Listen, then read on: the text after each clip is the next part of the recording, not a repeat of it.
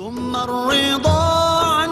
أبي بكر وعن عمر ثم الرضا عن أبي بكر وعن عمر ثم الرضا عن أبي بكر وعن عمر وعن علي وعن عثمان ذي الكرم مولاي صل وسلم دائما أبدا على حبيبك خير الخلق كلهم.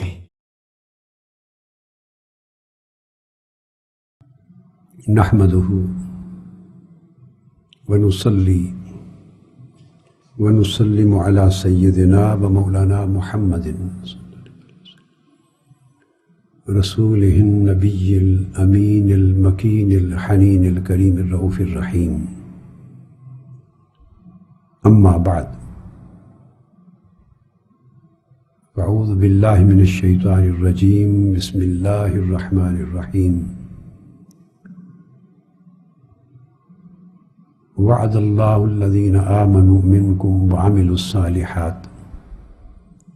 ليستخلفنهم في الأرض كما استخلف الذين من قبلهم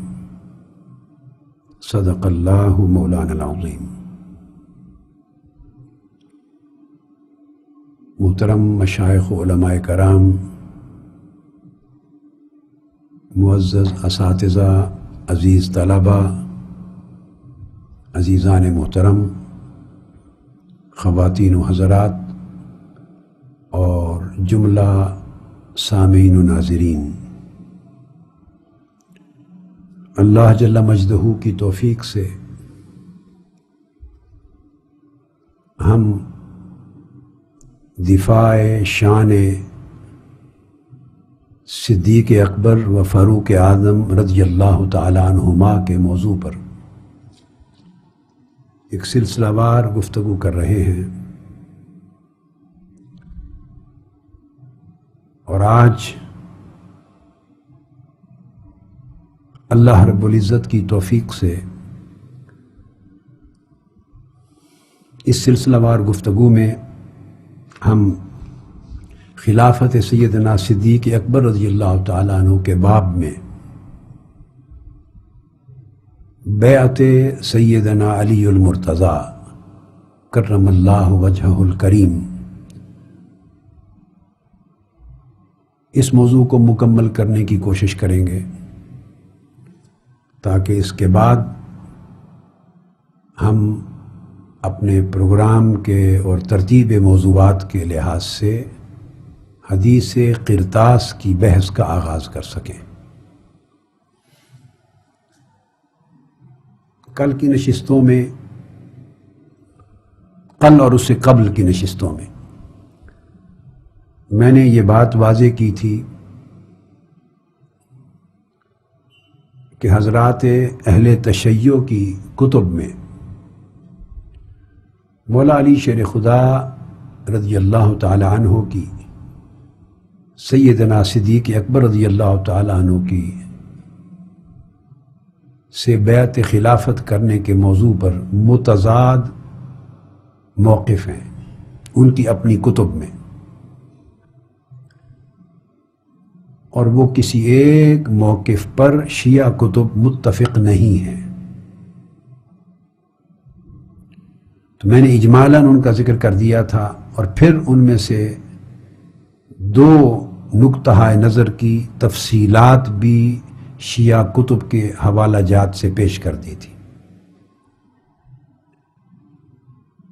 ایک موقف تو ان کی کتب میں یہ ملتا ہے کہ سیدنا مولا علی المرتضیٰ نے سرے سے بیعت کی ہی نہیں،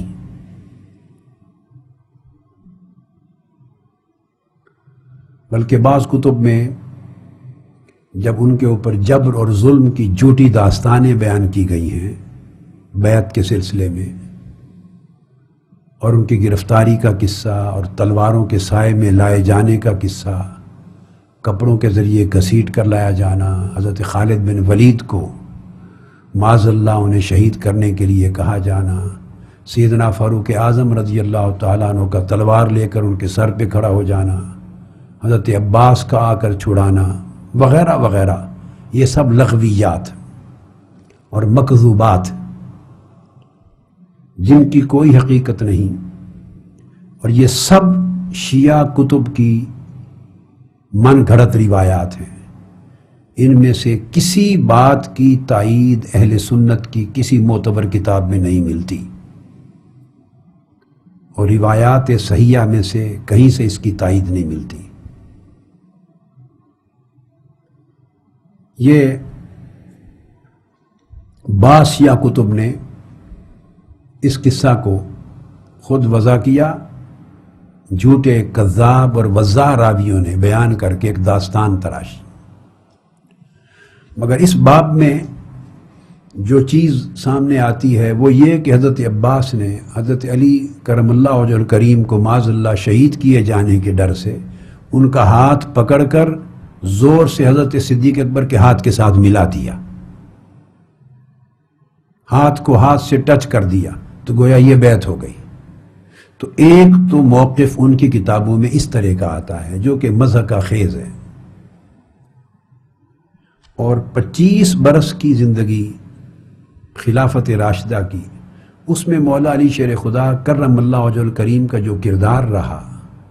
اور نہج البلاغہ میں خلفائے راشدین کے حوالے سے جو درجنوں خطبات اور کئی خطوط جو آپ کے منقول ہیں خود نہج البلاغہ میں، اور جن کی تشریحات میں علامہ ابن ابی الحدید کی شرح نہج البلاغہ سے اور ابن میثم البحرانی کی شرح نہج البلاغہ سے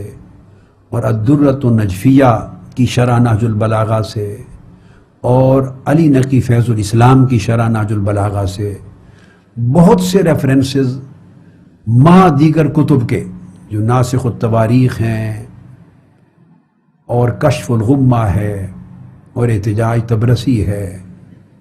اور کتاب الامالی ہے، درجنوں کتابوں سے یہ بات واضح کر چکا ہوں کہ اس میں جو کچھ مولا علی شیر خدا رضی اللہ تعالیٰ عنہ نے خلفائے راشدین کے لیے کہا ہے، یہ گھڑے ہوئے واقعات کلیتاً اس کے ساتھ متضاد ہو جاتے ہیں۔ اینڈ پر میں کچھ ریفرنسز دوں گا، مطابقت ثابت ہی نہیں ہوتی۔ دوسرا موقف یہ تو ہے کہ یہ جبر و اکراہ کی بیعت تھی۔ دوسرا موقف یہ ہے جس کا میں نے ذکر کیا، جو شان علی المرتضیٰ اور شان سیدہ فاطمۃ الزہرا اور شان حسنین کریمین رضوان اللہ تعالی علیہ مجمعین ان کے منافی ہے دوسرا موقف، اس کا بھی حوالہ کل تفصیل سے بیان ہو چکا، جس میں کتابوں میں شیعہ کتب میں یہ درج ہے کہ معاذ اللہ استغفر اللہ، حضرت علی شیر خدا خود نکلے، حضرت فاطمۃ الزہرا کو ساتھ لیا، حسنین کریمین کو لیا، اور ایک ایک دروازے پر گئے لوگوں سے تعاون طلب کرنے کے لیے کہ وہ ان کے حق میں بیعت خلافت کریں اور مولا علی شیر خدا کی خلافت متحقق ہو۔ اپنی خلافت کی بیعت کے لیے ایک ایک دروازے پر چل کے گئے، اور معاذ اللہ سوائے 4 افراد کے کسی نے ان کی بات نہ سنی نہ مانی، جن کا ذکر میں نے کل کر دیا تھا، 4 صحابہ کرام، اور حتیٰ کہ انہوں نے کہا بنو ہاشم اور اہل بیت میں سے بھی کسی نے ان کے ساتھ تعاون نہ کیا، اور سب نے سکوت اختیار کیا۔ یہ دوسرا موقف بھی سراسر اہل بیت اطہار کی شان اور سیدہ کائنات سلام اللہ علیہا ان کی شان، حسنین کریمین کی شان، اور خود مولا علی شیر خدا کرم اللہ وجہ الکریم کی شان کے سراسر منافی ہے۔ معمولی سی بھی عقل اور شعور اور فہم و بصیرت رکھنے والا آدمی یہ تصور نہیں کر سکتا کہ وہ خلافت کے حصول کے لیے اس حال تک چلے گئے ہوں گے، اور کل ہزارہا اہل مدینہ میں بشمول بنو ہاشم، بنو عباس، آل ابی طالب اور اہل بیت کے سمیت سب نے ان کی کال کو رد کر دیا ہوگا، معاذ اللہ استغفر اللہ۔ اگر سب نے کال کو رد کر دیا ہے تو پھر اس کا مطلب ہے ان کا کیس ہی نہیں بنا، وہ اپنا کیس اسٹیبلش نہیں کر سکے۔ اور بات بڑی واضح ہے، اگر وہ در در پہ گئے اور ان کے ہاتھ میں دلیل اگر حضور علیہ السلام کی وصیت کی ہوتی کہ آقا علیہ السلام نے وصیت فرمائی تھی،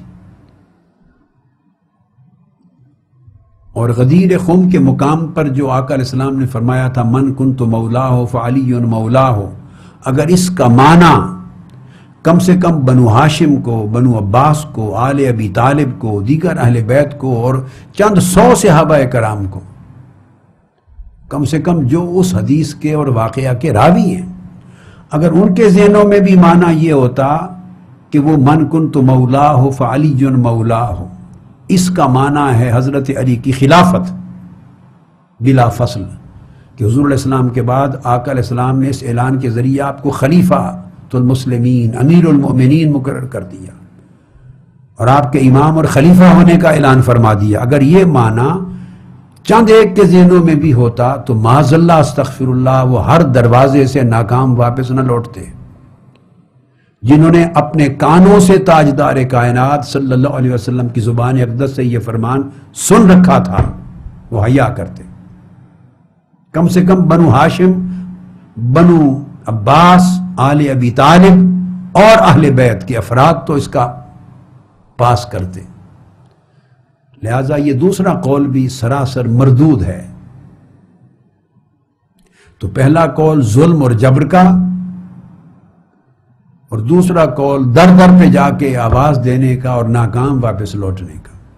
دونوں مردود ہیں، باطل ہیں۔ اور پھر آپ دیکھیے کہ دونوں اقوال میں ایک تضاد ہے، ان بٹوین، بین السطور ایک تضاد بھی نظر آتا ہے، ٹکراؤ ہے۔ ایک ہی کام ہو سکتا ہے، اگر تو معاذ اللہ پکڑ کے گرفتار کر کے لایا جاتا ہے بیعت کے لیے، تو انہیں مدینہ طیبہ کے ایک ایک دروازے پر جا کر بیعت کی دستک دینے کی چھٹی کھلی کس نے دی؟ یہ اجازت کیسے مل گئی؟ یہ آزادی کا ماحول کس طرح مل گیا کہ ایک ایک دروازے پر جا کر وہ دستک دیں اور اپنی خلافت کے لیے لوگوں کی رائے ہموار کرنے کی کوشش کریں؟ اگر یہ کرنے کا موقع ان کو ملا تو اس کا مطلب ہے پھر ظلم اور جبر نہیں ہوا تھا۔ تلوار استعمال کرنے والے تو صرف ایک تلوار کی زبان میں بات کرتے ہیں، وہ کسی کو کیوں موقع دیں گے کہ وہ ایک ایک گھر جا کے کنونس کریں، لوگوں کو رائے عامہ ہموار کریں؟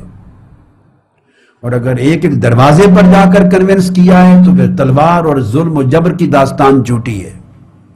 تو دونوں اقوال متضاد ہیں۔ اور تیسرا قول جس کا میں نے ذکر کیا شیعہ کتب سے، کل میں نے 3 اقوال پر تفصیلی گفتگو کی تھی، آج میں خلاصتاً ریپیٹ کر رہا ہوں۔ تیسرا قول ان پہلے دونوں اقوال سے مقابلتاً بہتر ہے، ان کے مقابلے میں صحیح ہے، قرین قیاس، جس میں مولا علی شیر خدا رضی اللہ تعالیٰ عنہ نے خود فرمایا، اور میں نے کل اس کا حوالہ تفصیل کے ساتھ آپ کو پیش کر دیا تھا شرح نہج البلاغہ سے، ابن میسم کا، ابن ابی الحدید کا، دیگر کتب سے، جس میں مولا علی شیر خدا فرماتے ہیں کہ میں نے جب دیکھا آقا علیہ السلام کے وصال کے بعد کہ فتنہ پیدا ہو گیا ہے دین اسلام میں، لوگ جھوٹے مدعیان نبوت کی شکل میں اعلان ہونے لگے اور قبائل مرتد ہو گئے، منکرین زکوٰۃ کھڑے ہو گئے اور کئی قبائل دین سے روح گرداں ہو گئے، تو جب میں نے دیکھا کہ لوگ منحرف ہو رہے ہیں اور دین اسلام کی جو قوت ہے، اجتماعیت ہے، اس کی مرکزیت ہے، اس میں انتشار پیدا ہو رہا ہے، کمزوری آ رہی ہے، تو میں نے دین کے دفاع کے لیے یعنی دفع شر کے لیے خود چل کر حضرت ابو بکر کے پاس چلا گیا اور میں نے بیعت کر لی۔ تیسرا قول یہ ہے۔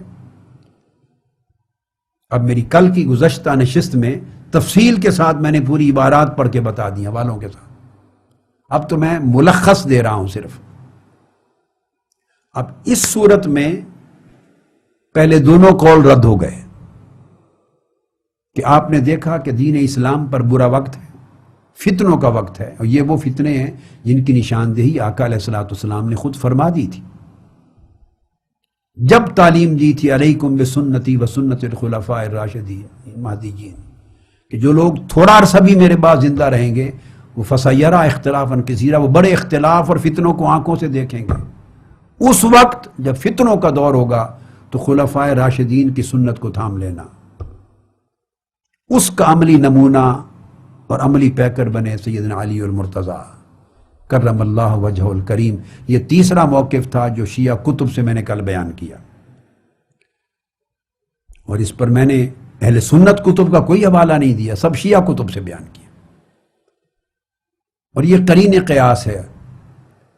کہ اسلام کو ان حوادث سے، فتنوں سے، بیرونی حملوں سے، اندرونی سازشوں سے، مرتدین اور منکرین اور جھوٹے مدعیان نبوت کے حملوں سے بچانے کے لیے، اور شیرازہ کہیں دین کا اور امت کا منتشر نہ ہو جائے، اس کو سنبھالنے کے لیے فرماتے ہیں کہ میں خود چلا گیا اور رضامندی سے حضرت ابو بکر صدیق سے بیعت کر لی۔ اس کے بعد آپ فرماتے ہیں بیعت تو کی میں نے ان حالات کے تقاضے کے تحت دفع شر کے لیے، اور حکمت اور مصلحت دین کی اس میں دیکھی، خیر اس میں دیکھی، بیعت اس لیے کر لی۔ مگر تھوڑے ہی دنوں میں جب میں نے دیکھا ابو بکر صدیق کو امور خلافت چلاتے ہوئے، تو میں نے دیکھا کہ وہ بہت راست انداز کے ساتھ چل رہے ہیں، ان میں تقوی، ان میں صلاح ہے، ان میں بلائی ہے، دین کی اقدار کو مستحکم کیا، ہر ایک کو انصاف دیا، لوگوں کو سہولتیں دیں، امور خلافت کو بطریق آسن چلایا۔ جب میں انہیں ہر لحاظ سے خیر پہ پایا تو فرماتے ہیں میں پھر ان کے جمیع امور خلافت میں ان کے ساتھ شریک کار ہو گیا، ان کے وزیر اور مشیر بن کے پھر ساتھ رہے۔ یہ تیسرا قول ہے، اس میں نہ ظلم و جبر رہتا ہے، وہ اڑ گیا سارا، وہ ایک منصوب، وہ داستان وہ ساری ختم ہو گئی، اور نہ دروازوں پر جا کر معاذ اللہ خلافت کے لیے دستک دینے کا تصور آتا ہے۔ اور یہ بات سیدنا علی شیر خدا کرم اللہ وجہ الکریم کی اپنی غیرت دینی کے ساتھ مطابقت بھی رکھتی ہے، جنہوں نے آقا علیہ السلام کی بارگاہ میں رہ کر، اور آپ کی بچپن سے جن سے آقا علیہ السلام کی جنہوں نے تربیت لی ہو اور صحبت پائی ہو، بات سمجھ میں بھی آتی ہے کہ ان کے اندر دین کی غیرت کتنی ہوگی، دین کا درد کتنا ہوگا، اور اٹھنے والے فتنوں کے مقابلے میں دین اور امت کے شیرازے کو محفوظ رکھنے کے لیے انہوں نے یہ قدم یقیناً اٹھایا ہوگا۔ اور پھر آپ فرماتے ہیں کہ جب ان کے احوال کو درست پایا تو میں شریک کار ہو گیا، اور اسی قول میں پھر آپ فرماتے ہیں کہ پھر جب انہوں نے وثیقہ خلافت حضرت عمر کے حق میں لکھ دیا تو پھر ان کو بھی قبول کر لیا۔ یہ جو قول ہے بیعت خلافت کا، خلافت صدیقی سے بھی اور خلافت فاروقی پر بھی، یہ ان تینوں اقوال سے بہتر نظر آتا ہے۔ تو گویا یہ دفع شر کے لیے اور دین کی حکمت و مصلحت کے لیے بیعت کرنا، یہ تیسرا قول ہے۔ ہمارے ہاں اہل سنت میں سیدنا علی شیر خدا کی بیعت کرنے کے مسئلہ پر تضاد نہیں ہے، شیعہ کتب میں تضادات ہیں۔ تو دیکھنا یہ ہے تمام اہل تشیع حضرات اور جملہ اہل اسلام کی سوچنے کی بات ہے کہ ان تینوں اقوال میں، یہ تینوں نقطہ نظر میں کون سا قول اور نقطہ نظر شان اہل بیت اور شان علی مرتضیٰ سے زیادہ قریب ہے، کس میں ان کی عزت و حرمت نظر آتی ہے، کس میں ان کا مقام و منصب اونچا اور بلند نظر آتا ہے۔ اب یہ چیز، اور چوتھا قول جو اہل سنت والجماعت کے ہاں ہے وہ یہ کہ مولا علی شیر خدا کرم اللہ وجہ الکریم، جس کی بات آج کر رہا ہوں، نے رضا و رغبت کے ساتھ سیدنا ابو بکر صدیق کے دست اقدس پر بیعت خلافت کی، برضا و رغبت کی، انہیں حقدار سمجھتے ہوئے کی، اور آپ سے کوئی جھگڑا نہیں کیا، دروازوں پر نہیں گئے اپنی خلافت کی کال لے کر۔ اب یہ بات آگے آئے گی، اس پر کتب میں، شیعہ کتب میں بھی اختلاف یہ پایا جاتا ہے کہ جو مانتے ہیں علماء اہل تشیع کے بیعت کی، خواہ بالجبر والاکراہ کی، خواہ دفع شر کے لیے کی، خواہ حکمت و مصلحت دین کے لیے کی، ان کے ہاں بھی یہ ہے کہ کب کی مدت کا اختلاف ہے۔ بعضوں کے نزدیک بعض روایات میں 20 دن بعد کی، بعضوں میں 70 دن کا بھی ذکر آیا ہے، بعضوں میں 6 ماہ کا ذکر آیا ہے، تو مدت کا اختلاف ہے۔ یہ اختلاف کہ کتنے عرصے بعد بیعت کی، ہمارے ہاں اہل سنت کے ہاں 2 قول پائے جاتے ہیں۔ ایک قول جس کا بالعموم لوگوں کو بتایا گیا،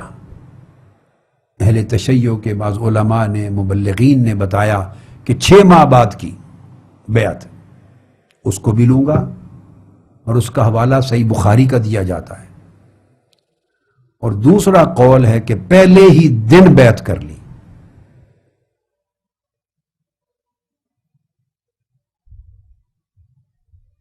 پہلے دن سے میری مراد ائمہ حدیث نے پہلا دن بھی لکھا ہے، اور وہ پہلا دن پھر سقیفہ بنو ساعدہ کا دن ہے۔ دوسرا دن بھی لکھا ہے سقیفہ بنو ساعدہ کے بعد جب بیعت عامہ ہوئی ہے سیدنا صدیق اکبر رضی اللہ تعالیٰ عنہ کی مسجد نبوی میں، تو اس دوسرے دن بیعت عام میں کی ہے، تو یہ بیعت عام کے اعتبار سے پہلا دن بن جاتا ہے۔ ایک قول یہ ہے۔ اب میں فائنل اوپینین آپ کو اینڈ پہ جا کے دیتا ہوں، اب ان کا تجزیہ کرتے ہیں۔ یہ روایت کہ 6 ماہ کے بعد بیعت کی، اس کو پہلے لیتے ہیں۔ یہ صحیح بخاری میں ہے، اور یاد رکھ لیں کہ اصل یہ روایت اس کی راوی ام المومنین حضرت عائشہ صدیقہ رضی اللہ تعالی عنہا ہیں، مگر لکھنے پڑھنے والوں کو اس باب میں ایک بڑا مغالطہ لگا ہے، اور مغالطہ یہ لگا ہے، انہوں نے سمجھا کہ یہ قول کہ 6 ماہ کے بعد بیعت کی ہے سیدنا علی شیر خدا نے رضی اللہ تعالی عنہ نے، یہ بذات خود یہ قول بھی ام المومنین حضرت عائشہ صدیقہ رضی اللہ تعالی عنہ کا ہے۔ یہ مغالطہ لگا ہے۔ اب میں بتا رہا ہوں، اور اہل علم کتب کو کھول کر کھنگال کے دیکھ سکتے ہیں، یہ روایت منقطع ہے، اور یہ قول کہ 6 ماہ بعد بیعت کی حضرت فاطمۃ الزہرا رضی اللہ تعالیٰ عنہ کے وصال کے بعد، یہ الفاظ ام المومنین سیدہ عائشہ صدیقہ رضی اللہ تعالیٰ عنہ کے نہیں ہیں، سو یہ حدیث نہ ہوئی۔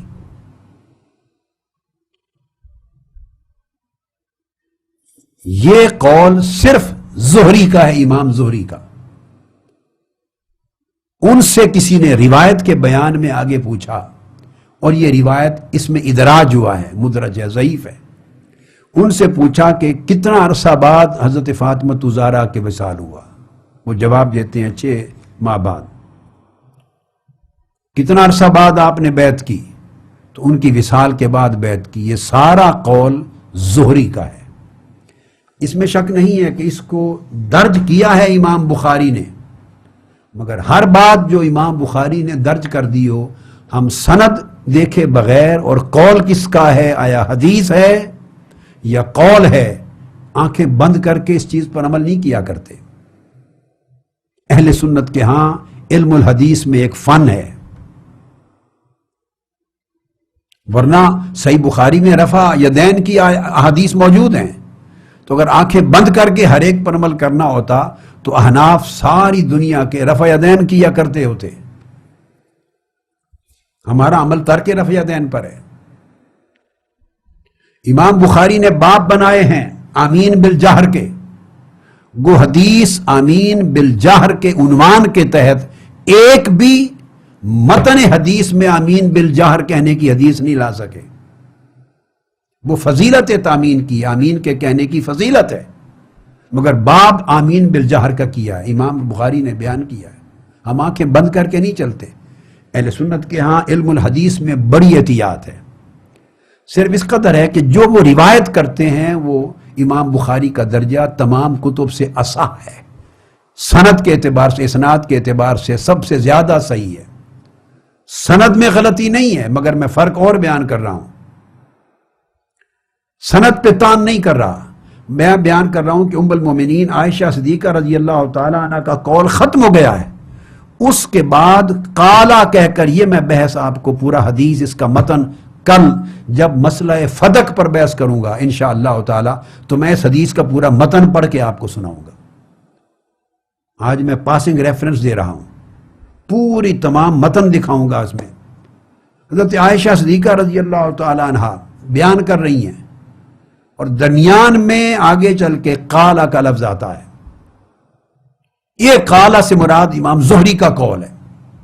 اور اس کی تائید تمام دیگر کتب حدیث میں آگے ہو جاتی ہے. یہ امام زہری کا خیال ہے کہ بیعت 6 مہینے کے بعد کی، تو گویا یہ حدیث مرفوع اور متصل نہ رہی، منقطع ہو گئی یہ روایت. یہ حضرت عائشہ صدیقہ تک اس کا رفع نہیں ہے، اور امام زہری نے یہ بات کس سے سن کر کہی وہ بھی درج نہیں ہے.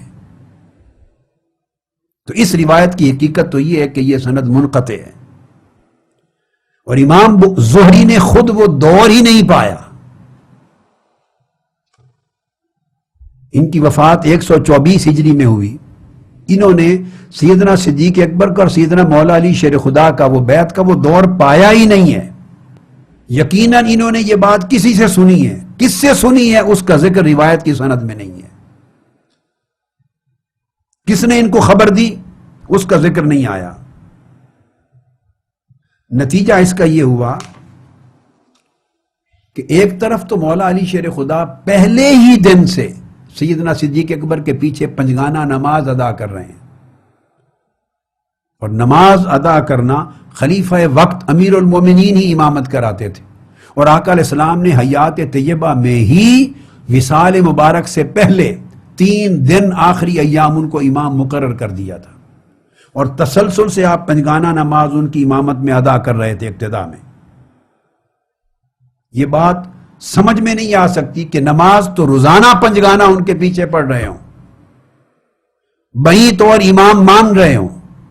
اور بیعت 6 مہینے کے لیے مؤخر کر دی ہو. یہ روایت منقطع ہے. اب اس منقطع روایت کے مقابلے میں اب میں اس کو بتا دیتا ہوں. یہ 6 ماہ بعد روایت کرنے والی جو صحیح بخاری یہ عقیل بن خالد روایت کرتے ہیں ابن شہاب زہری سے، جبکہ اصل حدیث میں نے آپ کو بتائی چل رہی تھی سید عائشہ صدیقہ رضی اللہ تعالی عنہ سے، اور یہاں پہنچ کر ابن شہاب زہری سے ایک شخص آگے پوچھتا ہے جس کی تصریح امام بہقی نے کی ہے جلد 6 صفحہ 300 میں، اپنی سنن کبریٰ میں بھی کی ہے، اور اپنی کتاب الاعتقاد میں بھی امام بہقی نے اس کی تصریح کی ہے. ایک شخص پھر آگے آپ سے سوال کرتا ہے کتنے عرصے کے بعد بیعت کی سیدنا علی شیر خدا کرم اللہ وجہ الکریم نے. اس کے وہ جواب میں دیتے ہیں، اور یہ معمر نے ابن شہاب سے یہ روایت لکھی. وہ کہتے ہیں، معمر خود کہتے ہیں قلت للزہری. اب وہ روایت ختم ہو گئی. عائشہ صدیقہ رضی، اب عبارت پڑھ رہا ہوں، سید عائشہ صدیقہ رضی اللہ تعالیٰ عنہ کا مضمون ختم ہو گیا. اب معمر بیان کرتے ہیں، میں نے زہری سے پوچھا کم مکثت فاطمہ بعد النبی صلی اللہ علیہ وآلہ وسلم. اب یہ حدیث نہ رہی، سید عائشہ صدیقہ رضی اللہ تعالیٰ عنہ کا متن نہ رہا. معمر کہتے ہیں میں نے پوچھا زہری سے کہ حضرت فاطمہ زہرا کتنا عرصہ بعد حیات رہی آقا علیہ السلام کے وصال کے بعد؟ قال 16. انہوں نے جواب میں کہا 6 ماہ. اب معمر بیان کرتے ہیں خود کہ جب یہ میں پوچھ چکا تو وقال رجل للزہری، وہاں کھڑے ہوئے ایک اور شخص نے زہری سے پوچھا، اس پر انہوں نے جواب دیا فلم یبایعہ علی حتی ماتت فاطمہ.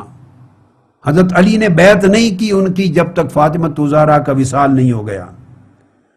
قال، پھر زہری نے کہا ولا احد من بنی ہاشم، اور بنو ہاشم نے بھی کسی نے بیعت نہیں کی.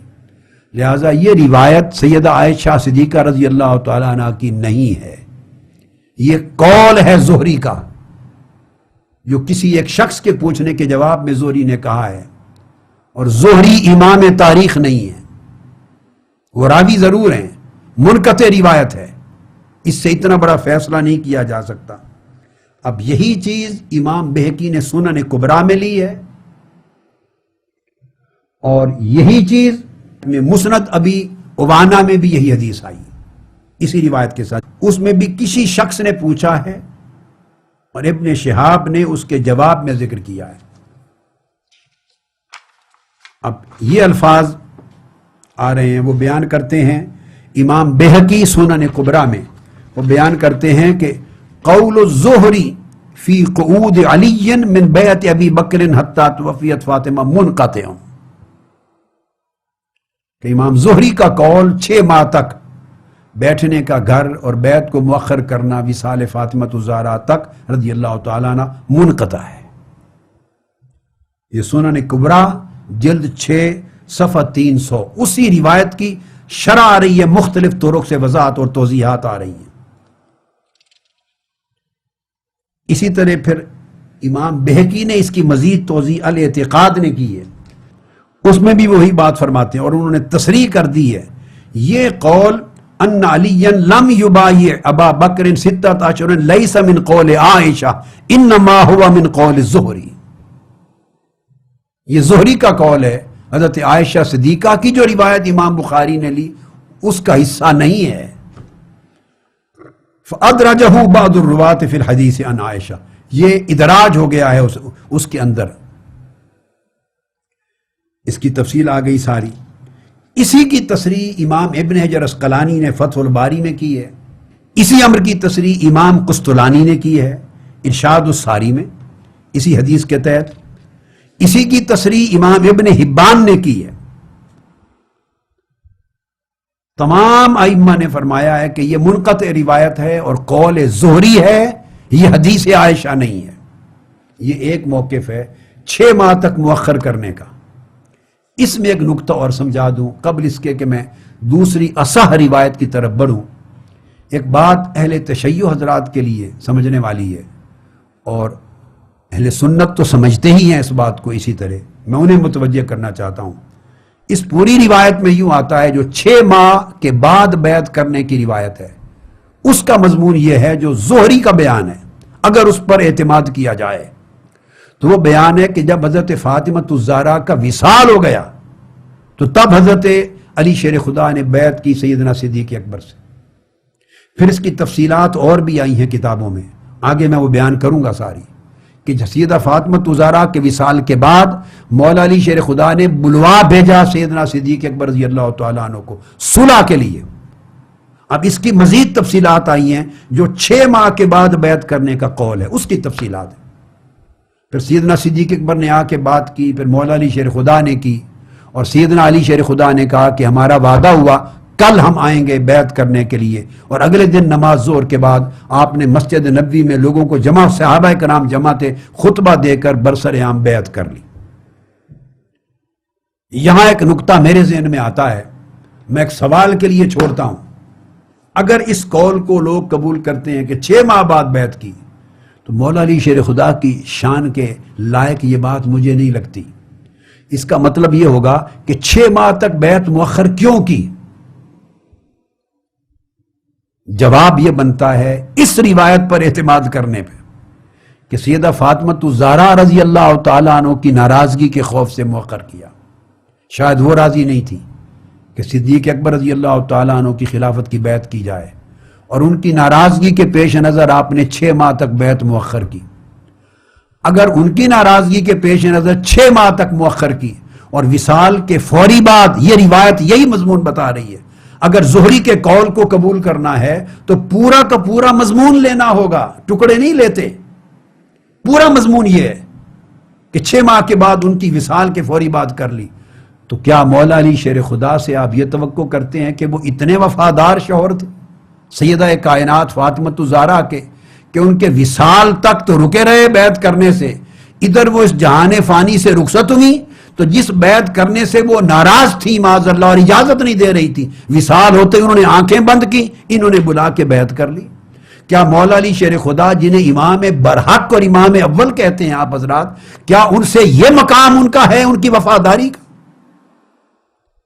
उनका ये आलम है कि उनकी जिंदगी तक उनकी नाराजगी के पेश नजर बैत को मुअख्खर की, तो गोया अब उनकी रूह नाराज नहीं होगी। اگر ان کی ناراضگی کی وجہ سے مؤخر کی تھی تو وصال کے بعد جو بیعت کر لی تو کیا مولا علی شیر خدا کی وفاداری کا درجہ معاذ اللہ یہ سمجھتے ہیں کہ وصال ہوتے ہی بیعت کر لی؟ جو کام انہیں ناپسند تھا وہ ان کی وفات کے بعد پہلے ہی دن کر لیا. اور اگر حیات میں وہ ناراض تھی اس بات پر تو کیا مولا علی شیر خدا یہ نہیں جانتے تھے کہ اب ان کی روح ناراض ہوگی؟ تو گویا مولا علی شیر خدا نے سیدہ فاطمہ زہرا کو ان کی قبر میں ناراض کیا، ان کے مزار اقدس میں ناراض کیا، اور جو چیز زندگی میں انہیں اچھی نہیں لگتی تھی وہ کام ان کے وصال کے بعد کر دکھایا. یہ تجزیہ بنتا ہے اس روایت کو اگر قبول کر لیں. یہ بات نہیں ہے درست. اب اس کے مقابلے میں جب سیدنا ابو بکر صدیق رضی اللہ تعالیٰ عنہ تشریف فرما ہوئے بیعت عام کے لیے مسجد نبوی میں، تو پہلے ہی دن سیدنا علی شیر خدا نے آ کر مولا علی شیر خدا نے حضرت صدیق اکبر پہ دست اقدس پر بیعت کر لی. جب مولا علی شیر خدا موجود نہیں تھے، بیعت عام شروع ہوئی تو سیدنا صدیق اکبر میں ممبر پہ بیٹھتے ہی دیکھا تو پوچھا کہ علی بھی موجود نہیں اور حضرت زبیر بھی موجود نہیں، کہاں ہیں؟ تو چنانچہ حضرت علی شیر خدا کو اسی وقت بلوا بھیجا گیا، پیغام بھیجا. حضرت زبیر کے لیے بھی پیغام بھیجا. حضرت علی شیر خدا بھی تشریف لے آئے، حضرت زبیر بھی تشریف لے آئے، دونوں آ گئے. جب دونوں آئے تو سیدنا صدیق اکبر رضی اللہ تعالیٰ عنہ نے پوچھا کہ پوری قوم نے اجماع کر لیا ہے تو آپ کا ارادہ کیا ہے، ان کے ساتھ تائید کرنے کا ہے یا نہیں؟ پوچھا تو اس وقت سیدنا علی شیر خدا نے بڑھ کر مولا علی شیر خدا نے حضرت صدیق اکبر رضی اللہ تعالیٰ عنہ کے ہاتھ پکڑے اور کہا کہ ابو بکر بھائی، میں جماعت میں کوئی افتراق نہیں چاہتا، ہاتھ بڑھائیے. اور آپ نے ہاتھ بڑھا کر مجمع عام کے سامنے بیعت کر لی. یہ پہلا دن تھا بیعت عام کا مسجد نبوی کے اندر. فرمایا لا تثریبا یا خلیفۃ رسول اللہ فبایعہ، کوئی عذر نہیں ہے مجھے اے اللہ کے رسول کے خلیفہ، آپ سے بیعت کرنے میں کوئی عذر نہیں. فبایعہ، سو انہوں نے بیعت کر لی. اس کے بعد زبیر بن عوام سے پوچھا، انہوں نے بھی یہی جواب دیا لا تثریبا یا خلیفۃ رسول اللہ فبایعہ، سو انہوں نے بھی بیعت کر لی. اب یہ جو حدیث صحیح ہے ابو سعید خدری رضی اللہ تعالیٰ عنہ جس کو روایت کر رہے ہیں، اور پھر اینڈ پر لکھتے ہیں حافظ ابن کثیر کہ فیہ فائدۃ جلیلہ وہی مبایعۃ علی بن ابی طالب اما فی اول یوم اور پھر یوم الثانی من الوفات.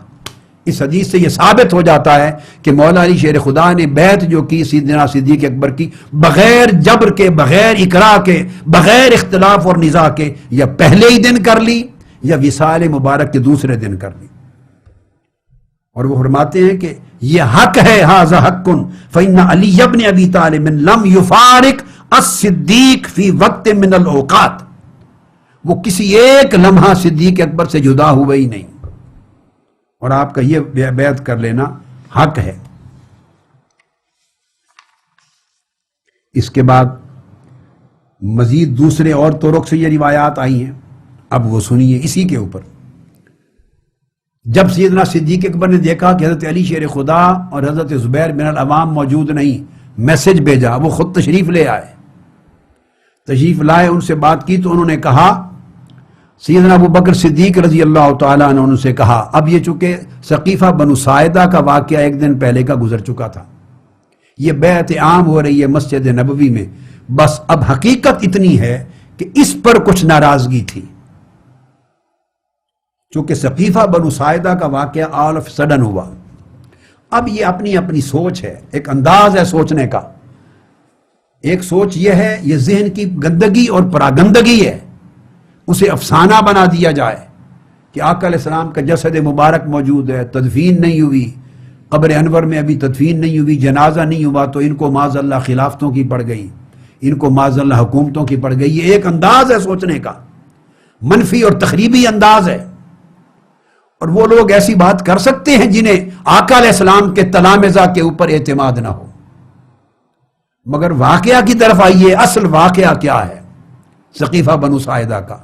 یہ تمام کتب حدیث میں تفصیل کے ساتھ ہے. اور پھر اس پر مولا علی شیر خدا کا نقطہ نظر کیا ہے اور حضرت زبیر بن العوام کا، دونوں کا، وہ بھی پڑھیے۔ واقعہ فقط اتنا ہے کہ سیدنا صدیق اکبر اور سیدنا فاروق اعظم دونوں آقا علیہ السلام کے جسد پاک اور آپ کے قریب بیٹھے تھے وصال کے بعد۔ یہ تمام کتب میں سنی اور شیعہ ان کے ریفرنسز آگے آئیں گے، میں انشاءاللہ دوں گا ان تمام چیزوں، ابھی میں اس وقت آپ کو اجمالاً واقعہ عرض کر رہا ہوں۔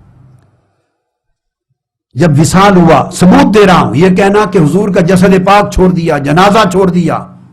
حضرت علی شیر خدا حضور کے پاس رہے اہل بیت، اور یہ اپنی خلافتوں اور حکومتوں کے لیے سقیفہ بنی ساعدہ پہنچ گئے، اسے سازش قرار دینا، اور یہ کہنا کہ آقا علیہ السلام کے قریب تک نہ تھے، نہ نماز میں تھے، نہ جنازے میں تھے، نہ تدفین میں تھے، یہ سب کذب ہے، جھوٹ ہے، تہمت ہے، اتہام ہے، جہالت ہے۔ سنیے ثبوت کیا ہے، کل کتب میں ہے، سنی اور شیعہ کتب میں، جس کے حوالے آگے انشاءاللہ آ رہے ہیں، کہ جب آقا علیہ السلام کا وصال ہوا تو سیدنا عمر فاروق رضی اللہ تعالیٰ عنہ تھے، یہ کہنا کہ وہ موجود نہیں تھے یہاں، وہاں گئے ہوئے تھے۔ کون تھے؟ یہ سیدنا فاروق اعظم تھے، جنہوں نے تلوار نکال لی تھی اور کہا تھا کہ جس نے کہا کہ محمد کا وصال ہو گیا، وفات پا گئے، میں اس کا سر قلم کر دوں گا۔ آقا علیہ السلام کے جسد پاک اور چارپائی مبارک کے پاس کھڑے کہہ رہے تھے۔ سیدنا صدیق اکبر رضی اللہ تعالیٰ عنہ مسجد نبوی میں تھے۔ کبھی آپ نے سوچا فاصلہ کتنا ہے جو آپ نے کہا دور چلے گئے؟ مسجد نبوی کے صحن میں حجرہ سیدہ عائشہ صدیقہ رضی اللہ تعالیٰ عنہ کا دروازہ کھلتا تھا، دروازے سے ایک قدم باہر رکھیں تو مسجد نبوی آ جاتی، اور مسجد نبوی اس وقت کی وہ نہیں تھی جو آج آپ کو دکھائی دیتی ہے، وہ ریاض الجنہ کا جو حصہ ہے تھوڑا سا، آپ منبر رسول بھی دیکھتے ہیں، وہ 2 قدموں کا فاصلہ ہے۔ یہ حجرہ ہے عائشہ صدیقہ رضی اللہ تعالیٰ عنہ کا، جہاں وصال ہوا ہے، اور سیدنا صدیق اکبر اس وقت مسجد نبوی کے صحن میں پریشان بیٹھے تھے۔ صحابہ کرام دوڑ کر گئے اور عرض کیا، یا سیدنا صدیق اکبر، یا صاحب رسول اللہ، عمر فاروق یہ کہہ رہے ہیں۔ فاروق اعظم رضی اللہ تعالیٰ عنہ کا ایک خیال یہ تھا، جو بعد میں انہوں نے اصلاح کر لی اپنی، ان کا خیال یہ تھا کہ حضور علیہ السلام کی وفات نہیں ہو سکتی، یہ کتب میں آیا ہے، اور ایک خیال یہ تھا کہ اگر وفات ہوئی ہے تو دوبارہ مبعوث ہوں گے۔ ان کے ذہن میں یہ تھا کہ جب تک روم اور فارس کی تمام فتوحات نہ ہو جائیں، جن کا ذکر سورۃ الفتح میں قرآن مجید میں اللہ پاک نے کیا تھا، وہ فتوحات جن کی آج تمہیں قدرت نہیں، بلاد شام کی، بلاد روم کی، بلاد فارس و ایران کی، ان کے ذہن میں ان آیات کریمہ کی روشنی میں یہ خیال بیٹھا ہوا تھا کہ یہ ساری فتوحات آقا علیہ السلام کی حیات ظاہری میں آپ کے دست اقدس پر ہوں گی، ایک بات، اور دوسرا منافق سارے حضور کی حیات میں ختم ہوں گے، لہذا جب تک سارے منافق ختم نہ ہو جائیں منافقین مدینہ سے، اور ایران اور روم کی فتوحات مکمل نہ ہو جائیں، حضور علیہ السلام کا وصال نہیں ہو سکتا۔ سو ان کا خیال تھا کوئی نہ کہے کہ وفات پا گئے، خیال تھا دوبارہ مبعوث ہو جائیں گے، حیات ہو جائیں گے۔ جذبات میں، اس تصور میں، جوش میں آ گئے یہ کلمات کہہ رہے تھے، جس پر صحابہ کرام سیدنا ابوبکر صدیق کے پاس گئے، وہ دوڑے دوڑے اندر حجرہ مبارک میں آئے اور آ کر آقا علیہ السلام کا ماتھا مبارک اور جسد پاک چوما، بوسہ دیا، اور بوسہ دے کر پھر آپ نے وہاں خطبہ دیا کہ جو شخص محمد رسول اللہ صلی اللہ علیہ وسلم کی عبادت کرتا تھا، اگر یعنی انہیں معبود سمجھتا تھا، تو وہ جان لے کہ حضور وصال فرما گئے، چونکہ وفات کا کسی کے لیے نہ ہونا یہ شان الوہیت ہے، اور جو اللہ کی عبادت کرتا تھا وہ جان لے کہ اللہ حی لا یموت ہے۔ اس پر سیدنا فاروق اعظم رضی اللہ تعالیٰ عنہ نے یہ خطبہ سن کر اپنا کنسیپٹ کلیئر کیا۔ اب یہ سارا واقعہ جو کتب اہل سنت اور کتب شیعہ میں ہر جگہ آیا ہے، یہ سب کچھ کیا بتاتا ہے؟ یہ سارا واقعہ بیعت عائشہ صدیقہ رضی اللہ تعالیٰ عنہ میں آقا علیہ السلام کی بارگاہ میں ہو رہا ہے، وہیں موجود بیٹھے تھے کہ جب سیدنا صدیق اکبر کو یہ خبر پہنچی کہ انصار نے اپنا اجلاس شروع کر لیا ہے سقیفہ بنو ساعدہ میں، اور وہاں وہ اپنے امیر کا اعلان کرنے والے ہیں، جس سقیفہ بنو ساعدہ کو ایک گھناؤنی سازش کی داستان بنا کر پیش کیا جا رہا ہے۔ عزیزان محترم، تھوڑے تحمل سے تعصب کو، اناد کو، عداوت کو، منفی خیالات کو ذرا تھوڑی دیر کے لیے ذہن سے نکال کے نیوٹرل ہو کے سوچیں، اس وقت کی پوری پولیٹیکل سچویشن کا انالیسس کرتے ہوئے سوچیں کہ فتنوں کا دور ہے، اور فتنے آقا علیہ السلام کے وصال سے قبل شروع ہو چکے تھے، اور انتظار میں تھے کہ آقا علیہ السلام کا وصال ہو، وہ حملہ آور ہو کر مدینہ پر قبضہ کر لیں یا امت مسلمہ کو منتشر کر دیں۔ کون اس حقیقت سے انکار کر سکتا ہے کہ مسیلمہ کذاب نے آقا علیہ السلام کی حیات ظاہری میں دعویٰ نبوت کر دیا تھا؟ کوئی انکار کر سکتا ہے اس بات کا؟ امر سری ہے۔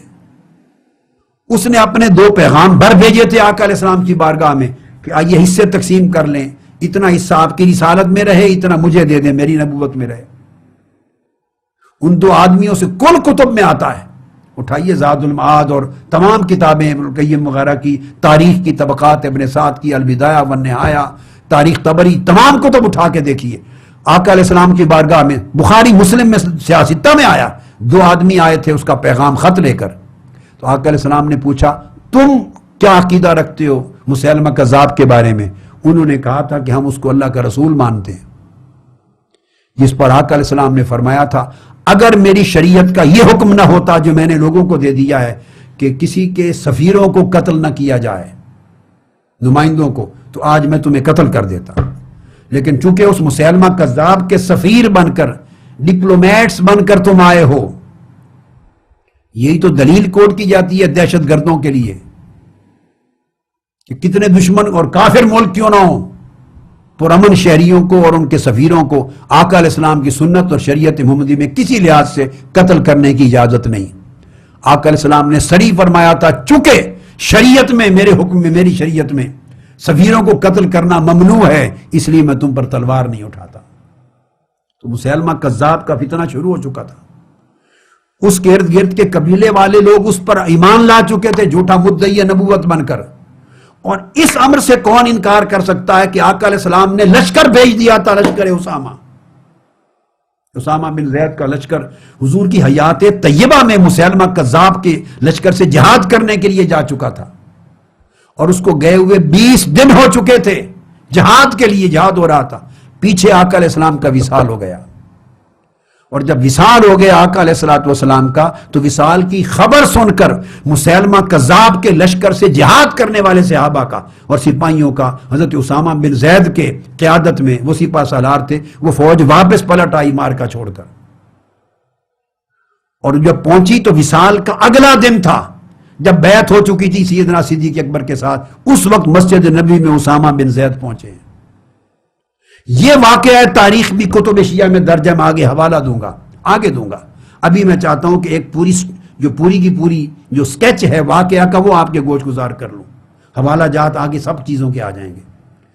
تو کتب شیعہ میں آتا ہے کہ اسامہ بن زید نے پہنچ کر دیکھا کہ لوگ بہت کثیر تعداد میں ابو بکر صدیق کے ارد گرد جمع ہیں، اور مولا علی شیر خدا بھی وہیں بیٹھے ہیں۔ یہ بھی 6 مہینے بعد کی بیعت کے مفہوم کو رد کرتا ہے یہ واقعہ۔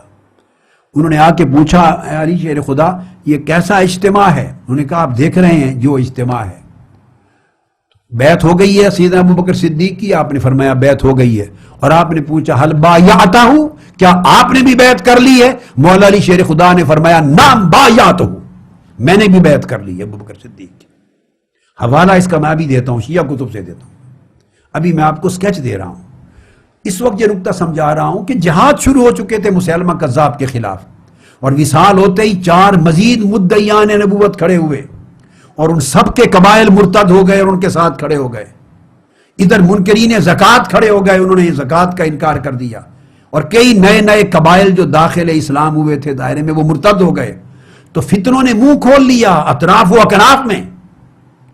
یہ سچویشن تھی۔ اس سچویشن میں آقا علیہ السلام کے ایک وصال کے بعد ایک مجموعی طور پہ پجمردگی اور بزدلی یا مایوسی اور پریشانی پھیل جاتی۔ وصال ہو گیا، دنوں تک لوگوں کو حوصلہ بحال نہیں ہوگا، ہوش میں نہیں آئیں گے۔ آپ تصور کر سکتے ہیں کہ غم کا عالم کیا ہوگا، دکھ کا عالم کیا ہوگا، طبیعتیں کتنی پست ہو گئی ہوگی، کتنے ڈوب گئے ہوں گے لوگ، غم کی، رنج کی اندوہناک کیفیت کیا ہوگی۔ اس کیفیت میں ادھر فتنے سر اٹھا چکے تھے۔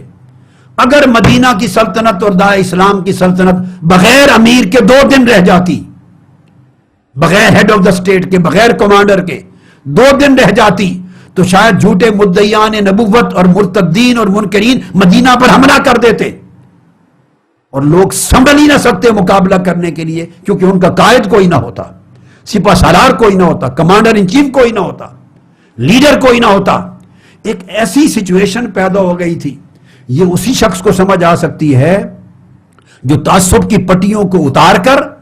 اور ذہن کو گندے خیالات سے جو بھرے ہوئے ہیں انہیں نکال کر تھوڑی دیر غیر جانبدار ہو کر ان حالات کا انالیسس کر کے جو بات سمجھنے کی کوشش کرے اس کو سمجھ آ جائے گی۔ یہ سچویشن تھی، آقا علیہ السلام کا جسد پاک تھا۔ جب خبر ملی کہ وہ تو نیا امیر مقرر کر رہے ہیں، اگر آپ فوری طور پہ دوڑ کے نہ جاتے اور اس غلط اقدام کی سد راہ نہ کرتے، نہ روکتے، اور اسی اثناء میں گھنٹوں کی بات تھی وہ اپنا امیر مقرر کر دیتے، تو آپ کیا سمجھتے ہیں انصار اپنا امیر مقرر کر کے ودڈرا کرتے؟ ان کے مقرر کرنے سے تو پھر بھی خلافت مولا علی شیر خدا کی تو پھر بھی گئی تھی، ان کو تو نہیں ملنی تھی، تو انصار کا امیر مقرر ہو جاتا۔ لیکن انصار کا امیر مقرر ہو جاتا ہے ایک ایسا شخص جو محض سپہ سالار ہو اور امور سلطنت کا ماہر نہ ہو، نظام ریاست کا ماہر نہ ہو، قیادت کا ماہر نہ ہو۔ تو ایسی سچویشن میں بہت بڑا بحران پیدا ہو جاتا، امت میں تفریق ہو جاتی، 2 دھڑے بن جاتے، اور ان 2 دھڑوں سے اسلام کو نقصان پہنچتا، مدینہ کی ریاست بٹ جاتی۔ تو یہ آقا علیہ السلام کے وصال کے بعد امت پہ بہت بڑا فتنہ اور گھناؤنا پریشانی کا وقت آ جاتا۔ تو یہ سیدنا صدیق اکبر اور فاروق اعظم کی حکمت اور بصیرت تھی۔ جذبات کہتے تھے کہ آقا علیہ السلام کو چھوڑ کے نہ ہلیں، دل چاہتا تھا کہ آقا علیہ السلام سے دور ایک لمحے کے لیے نہ جائیں۔ عشق، محبت، تعلق قلبی، روحی، جذباتی یہ ہلنے نہیں دیتا تھا، مگر دوسری طرف دین کا بچاؤ، حکمت، تدبر، بصیرت، اسلام کی جمعیت کی حفاظت، اسلام کے شیرازہ کو منتشر ہونے سے بچانا، امت کی پھوٹ سے بچانا، بیرونی حملوں سے بچانا، اس کے لیے حکمت تقاضا کرتی تھی کہ نہیں آقا علیہ السلام کی خدمت میں پلٹ کے آ جاؤ گے، مگر آقا کی جو پوری محنت ایک امت کو بنانے میں لگی ہے، کہیں ایسا نہ ہو کہ آپ کی تدفین سے پہلے وہی امت منتشر ہو جائے، تو آپ کی روح پاک کو کتنا نقصان ہوگا، دکھ ہوگا۔ لہذا وہ خدمت بھی تاجدار کائنات ہی کی نوکری تھی، حضور ہی کی خدمت تھی۔ ایک رخ یہ تھا کہ بس ادھر بیٹھے رہیں، آقا کو تکتے رہیں جب تک تدفین نہ ہو جائے۔ بے شک جذبات ہر شخص کے یہی چاہتے ہیں، مگر دوسرا رخ یہ تھا کہ یہاں بیٹھے رہیں، تو ادھر تو اجلاس شروع ہو چکا تھا۔ یہ الزام تو آپ تب لگاتے سیدنا صدیق اکبر پر کہ معاذ اللہ انہوں نے کوئی اجلاس طلب کیا ہو، سیدنا فاروق اعظم نے معاذ اللہ کوئی اجلاس طلب کیا ہو، پھر الزام بنتا ہے کہ اپنی سلطنت اور خلافت بنانے کے لیے انہوں نے منصوبے بنا لیے۔ وہ تو تاجدار کائنات کے جسد پاک کو بیٹھے چوم رہے ہیں،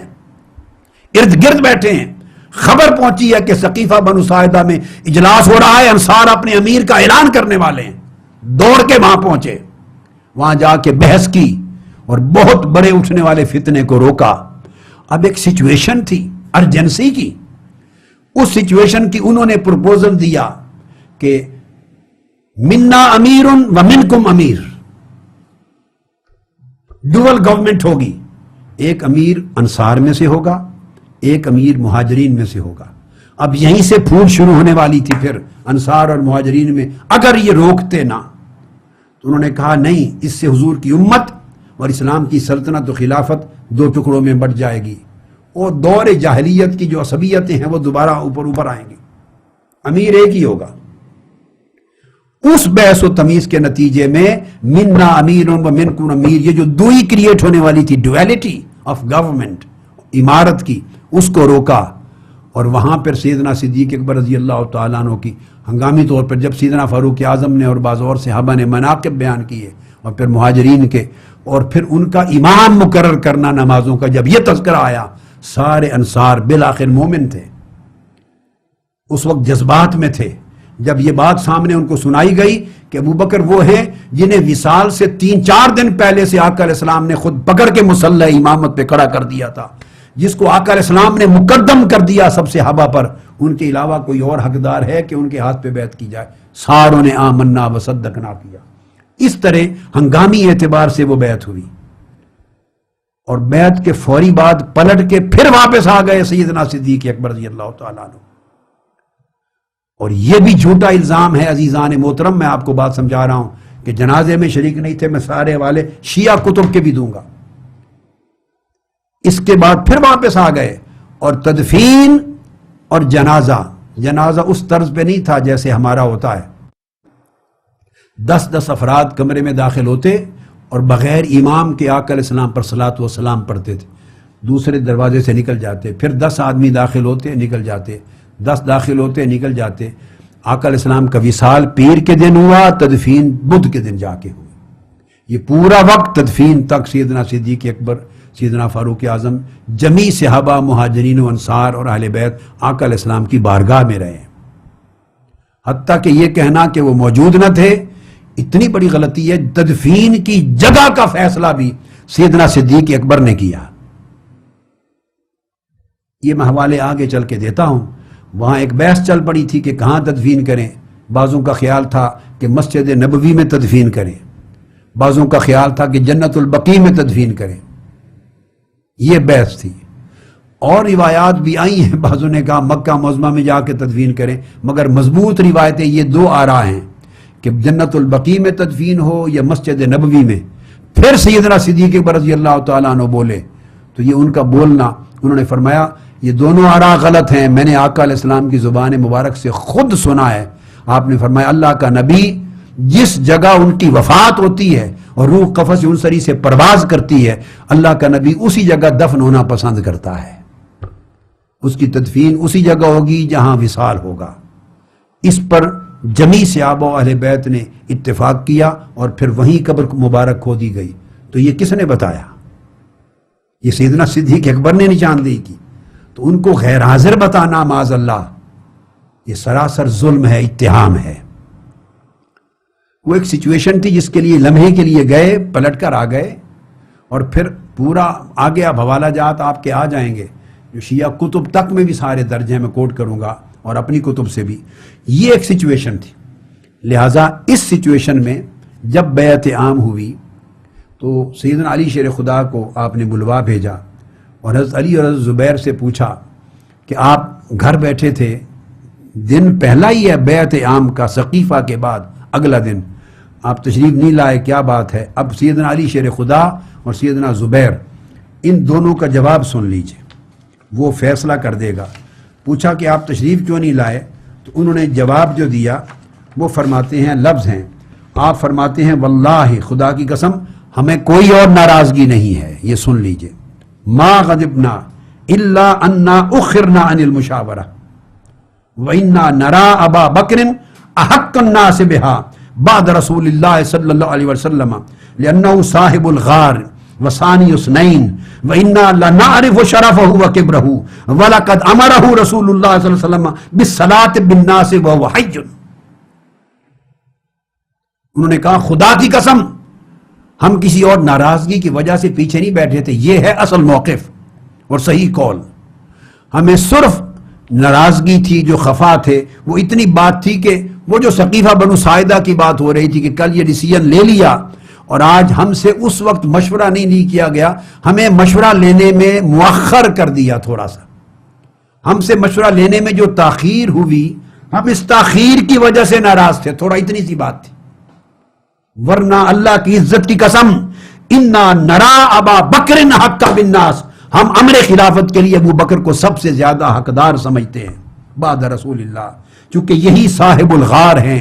یہی ثانی اثنین ہیں، ہم ان کا شرف جانتے ہیں، عمر کی بزرگی جانتے ہیں، اور کیسے ان کو حقدار خلافت نہ سمجھیں۔ آقا علیہ السلام نے اپنی حیات مبارکہ میں ان کو ہم سب کی نماز کی امامت کے لیے کھڑا کر دیا تھا۔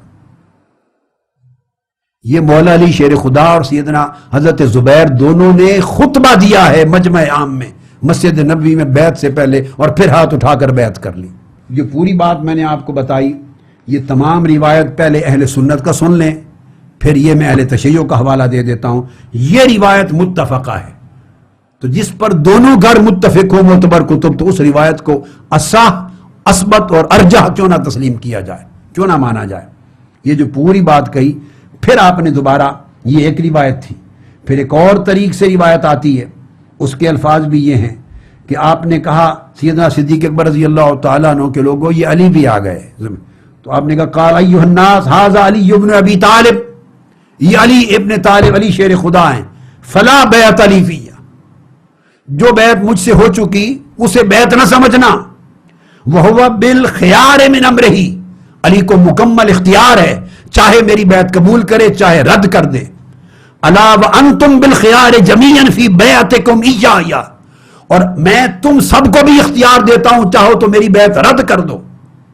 کیونکہ انہوں نے کہا تھا ہماری ناراضگی صرف اس میں تھی کہ ہمیں ایک دن مؤخر کیا مشورہ میں, شروع میں شریک نہیں ہوئے, اتنی ناراضگی تھی. کاش ہم شروع میں مشورے میں شریک کیے جاتے. رہ گیا آپ کا استحقاق, آپ کی افضلیت, کہا ہم آپ کو سب سے بڑھ کر حقدار جانتے ہیں بیعت کے, یہ آپ کے شرف ہیں, آپ کے یہ مناقب ہیں. ناراضگی صرف یہ تھی کہ کاش ہم شروع سے شریک مشورہ ہوتے. اس پر یہ جو تاخیر ہوئی تو سیدنا صدیق اکبر رضی اللہ تعالیٰ عنہ نے اپنا اعتذار پیش کیا, اور وہ کہتے ہیں کہ مغازی میں محمد بن اسحاق روایت کرتے ہیں وقال فی اعتذار ابی بکر الی علی, معذرت پیش کی کہ وہ جو فوری ہنگامی سچویشن ہو گئی تھی, وقت نہیں تھا مشورے کا, ہم اس فتنہ کو ختم کرنے کے لیے اچانک جانا پڑ گیا. بس اتنی بات پر مولا علی شیر خدا نے جب پہنچے تو سیدنا صدیق اکبر نے دوبارہ اوپن کر دی بحث, اور فرمایا لوگو سمجھو میری بیعت کوئی نہیں ہوئی, یہ علی اپنی بیعت مجھ سے کریں یا نہ کریں صاحب اختیار ہے. الا وانتم بالخیار جمیعا فی بیعتکم ایایا, اور تمہیں بھی دوبارہ اختیار دیتا ہوں, چاہو میری بیعت رد کر دو چاہے قبول کر لو. فإن رأیتم لہا غیری فانا اول من یبایع, اگر میرے علاوہ کسی اور کو حقدار جانو, سیدنا ابو بکر صدیق نے کہا سب سے پہلے اٹھ کر میں اس کی بیعت کر لوں گا. یہ ہے اصل قول. جب یہ بات سنی فلما سمع ذلك علی من قولہ تحلل عنہ ما کان قد دخل, جب سیدنا مولا علی شیر خدا نے یہ بحث سنی بات تو ان کی جو رنجش تھی مشورہ میں تاخیر ہو جانے کی وہ دور ہو گئی, اور آپ کھڑے ہو گئے. فرمایا لا نرا لہا احدا غیرک, کیونکہ ابو بکر صدیق نے فرما دیا تھا اگر کسی اور کو حقدار سمجھو میری کوئی بیعت نہیں ہے, میں سب سے پہلے اس کی بیعت کرنے کو تیار ہوں. انتم بالخیار جمیعا, تم سب کو کھلا اختیار دیتا ہوں. تو گویا ثقیفہ بنو ساعدہ کی بات ختم ہو گئی. اب وہ ایک فتنہ ختم کرنا تھا, روکنا تھا, ایک سچویشن کنٹرول کرنی تھی, ہو چکی. اصل بیعت پھر وہ بیعت عامہ تھی جو مسجد نبوی میں ہو رہی ہے. جب مولا علی شیر خدا آ گئے ان کی خاطر سیدنا صدیق اکبر نے گویا پہلے امر کو منسوخ کر دیا, منسوخ ہو گیا کانسٹیٹیوشنلی. جب آپ نے کہا فلا بیعت علی, اب میرے لیے کوئی بیعت نہیں ہے. علی بھی ہوا بالخیار من امرہ, ان کو بھی مکمل اختیار ہے جو فیصلہ چاہے کریں. وانتم بالخیار جمیعا فی بیعتکم, تم بھی اپنی بیعت میں مکمل مختار ہو, جو چاہو فیصلہ کرو. اگر کسی اور کو بہتر سمجھو بتاؤ, میں سب سے پہلے اس کی بیعت کروں گا.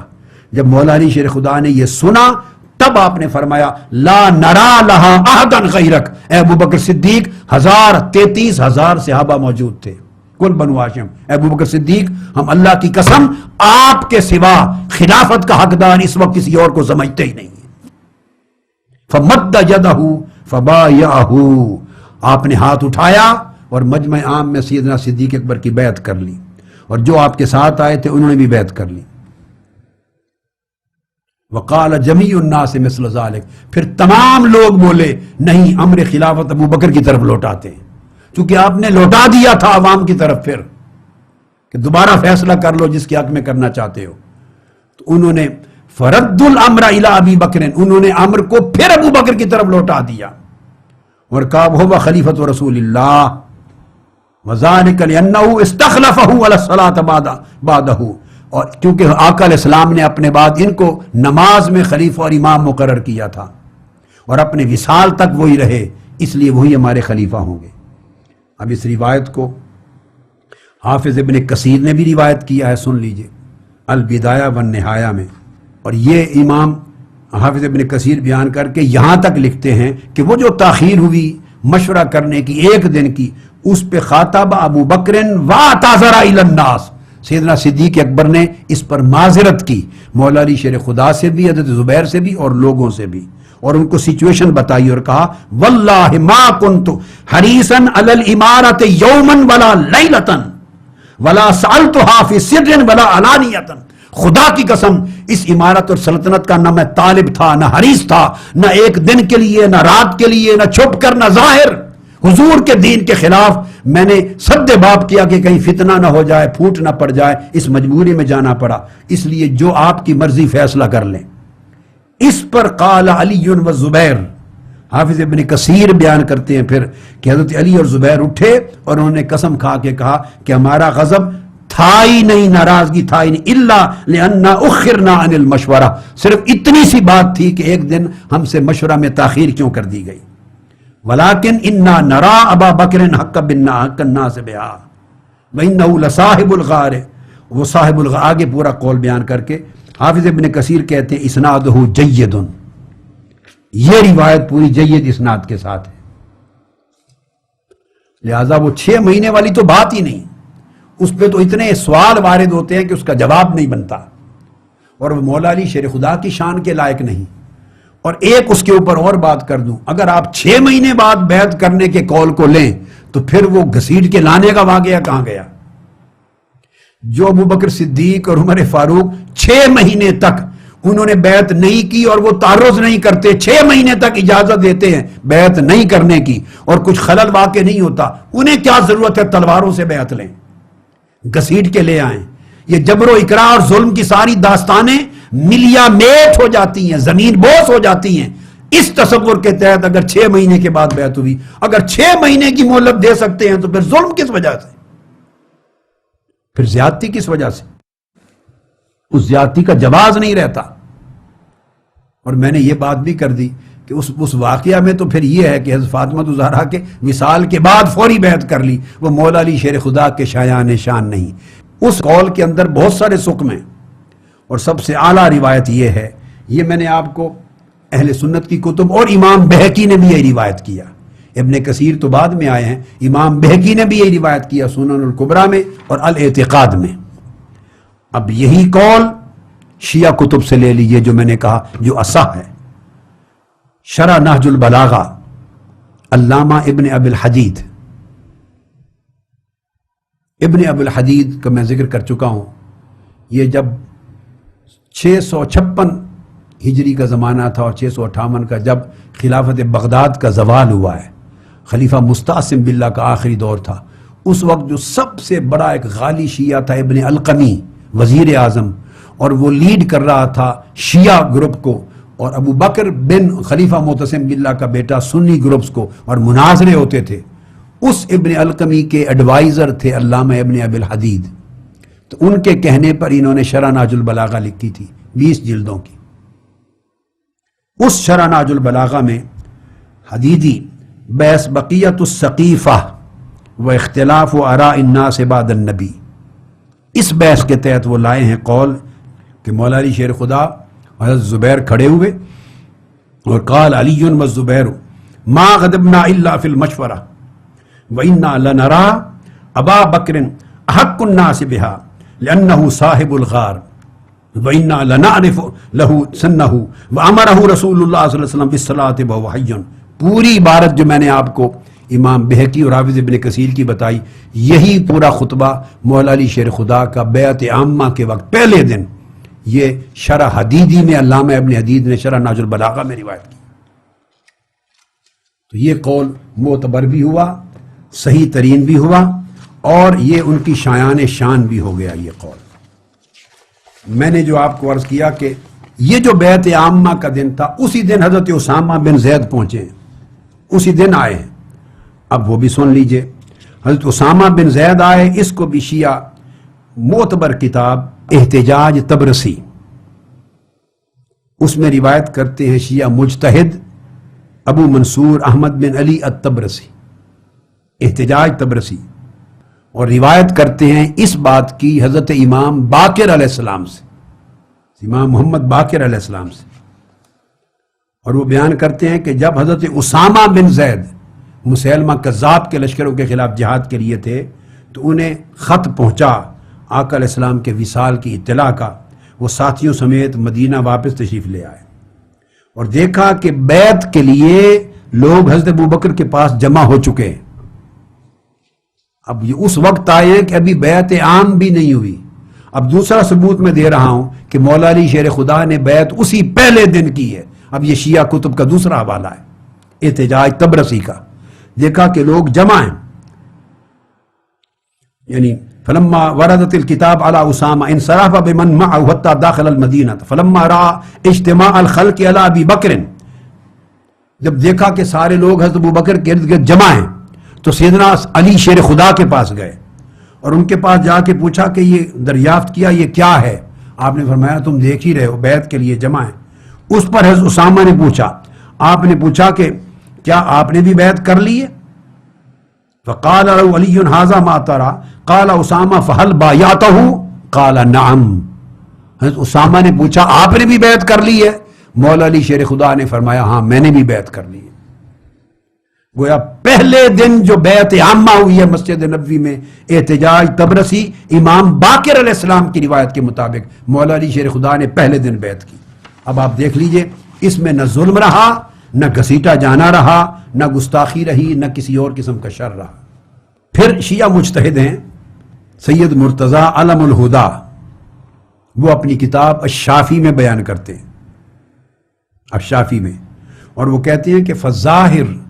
الذی لا اشکال فیہ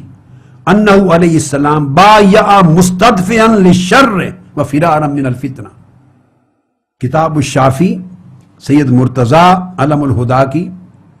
صفحہ 209 طبع قدیم 301 کا مطبوعہ ہے ہجری کا۔ وہ کہتے ہیں کہ یہ بات مسلم ہے، اس میں کوئی اشکال نہیں ہے کہ حضرت علی نے حضرت ابوبکر کے ساتھ بیعت کر لی تاکہ شر جو ہے وہ دفع ہو اور امت میں فتنہ پیدا نہ ہو اور فتنہ سے گریز کیا جائے۔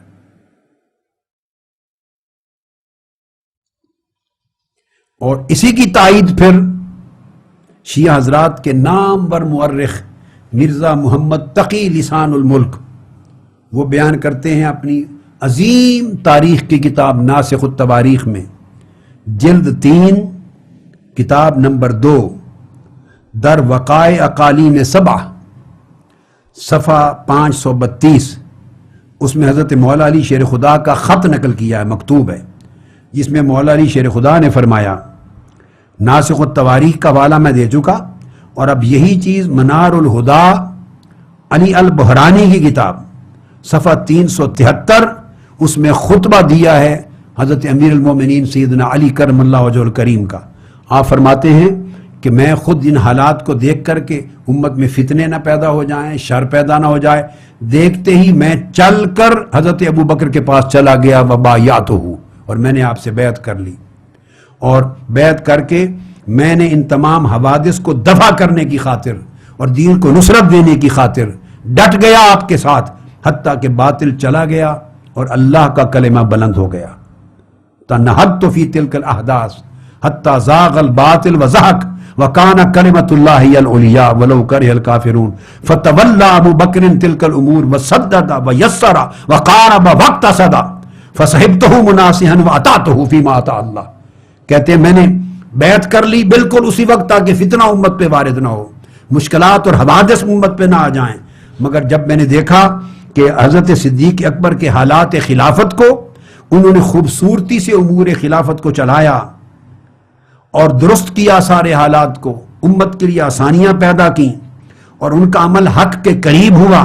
اور ہر معاملے میں میانہ روی اختیار کی، جب میں نے ان کے عمل کو عملاً دیکھ لیا تو میں ان کا دائمی مصاحب، شریک کار اور ہم نشین بن گیا، اور میں نے کوشش کی کہ جمیع امور خیر میں ان کی اطاعت کروں اور فرما برداری کروں۔ اب یہ شیعہ تمام کتب میں یہ چیز پھر تفصیل کے ساتھ آ گئی اس واقعہ میں کہ کس طرح بیعت کی۔ اسی کو ہماری کتابوں میں بھی آیا قد اتفق الصحابہ علی بیعت الصدیق فی ذلک الوقت حتی علی بن ابی طالب رضی اللہ تعالی عنہ، کہ تمام صحابہ پہلے ہی دن حضرت ابوبکر صدیق کی بیعت پر متفق ہو گئے، حتیٰ کہ حضرت علی ابن ابی طالب بھی انہوں نے بھی بیعت کی۔ اور یہ تمام میں نے آپ کو ریفرنسز جو مختلف کتب کے دے دیے.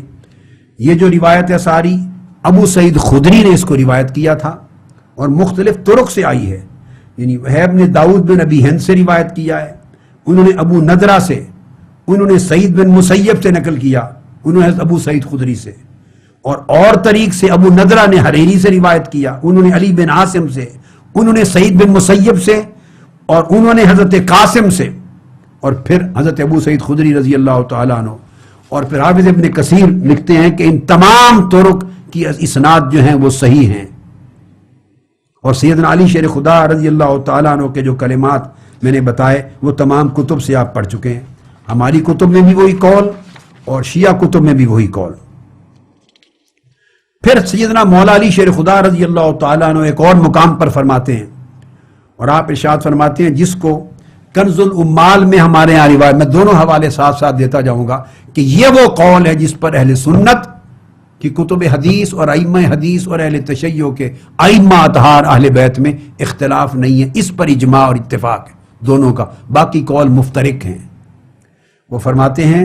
کہ حضرت علی کرم اللہ وجہ الکریم, جس کو حافظ ابن حجر اسقلانی نے روایت کیا ہے, اور اس کو کنز الامال میں بھی پہلے روایت آئی, پھر حافظ اسقلانی نے اس کو بحث میں لیا کہ جب آقا علیہ السلام کا وصال ہو گیا تو مسلمانوں نے اپنے امور کو دیکھا اور متفقہ طور پہ حضرت ابو بکر صدیق کو امر دین سونپ دیا. امر دین یعنی نماز سب سے بڑا امر دین ہے. صحابہ کرام نے دیکھا کہ جب حضور نے دین کا سب سے بڑا رکن نماز اس کی امامت ابو بکر کو دے دی تھی, تو ہم اپنی دنیا کی امامت ابو بکر کو کیوں نہ دیں. دین کے سب سے بڑے رکن میں جب حضرت ابو بکر کو آقا علیہ السلام نے ہمارا لیڈر بنا دیا تھا, تو ہم پھر دنیا کے معاملے میں امور اس کے سپرد کیوں نہ کریں. یعنی ہم نے دیکھا کہ واللہ رسول اللہ ابا بکر امر دینہم فولوہ امر دنیاہم فبایعہ المسلمون, اور حضرت علی فرماتے ہیں فبایعتہ, مسلمانوں کے ساتھ پہلے ہی دن میں نے بھی آپ کی بیعت کر دی. یہ سیدنا صدیق اکبر کی پہلے ہی دن کی بیعت کا تذکرہ آ گیا. اور اب شیعہ مجتہد محمد بن حسن توسی کتاب الامالی میں بیان کرتے ہیں, خود مولا علی شیر خدا کرم اللہ وجہ الکریم کا یہ قول بیان کرتے ہیں. کتاب الامالی جلد دوم صفحہ 121, اب اس میں فرماتے ہیں مولا علی شیر خدا فبایعت ابا بکر کما بایعتموہ, اے لوگو جس طرح تم نے بیعت کی برضا و رغبت ابو بکر کی, اسی طرح رضا و رغبت کے ساتھ میں نے بھی بیعت کی. یعنی جس طرح باقی صحابہ کو گلے میں کپڑے ڈال کر کھینچ کر تلواروں کے سائے میں بیعت کے لیے نہیں لایا گیا, تم نے بھی رضا و رغبت کے ساتھ بیعت کی. فبایعت ابا بکر کما بایعتموہ, جس طرح تم نے بیعت کی, مطلب رضا و رغبت سے, اسی طرح میں نے بھی بیعت کی ان کی, تاکہ امت میں تفرقہ اور پھوٹ پیدا نہ ہو. اور پھر کہتے ہیں کہ اس کے بعد ثم ان ابا بکر جعلھا لعمر من بعدہ, پھر اپنے بعد انہوں نے خلافت کا امر حضرت عمر کے لیے مقرر کر دیا. حالانکہ آقا علیہ السلام کے قریب ہم تھے, ہم قریب تھے, زیادہ قربت تھی, لیکن چونکہ ان کے سپرد کر دیا اور لوگوں نے بھی بیعت کر لی. پھر فرماتے ہیں فبایعت عمر کما بایعتموہ, میں نے کوئی رخنہ نہیں ڈالا,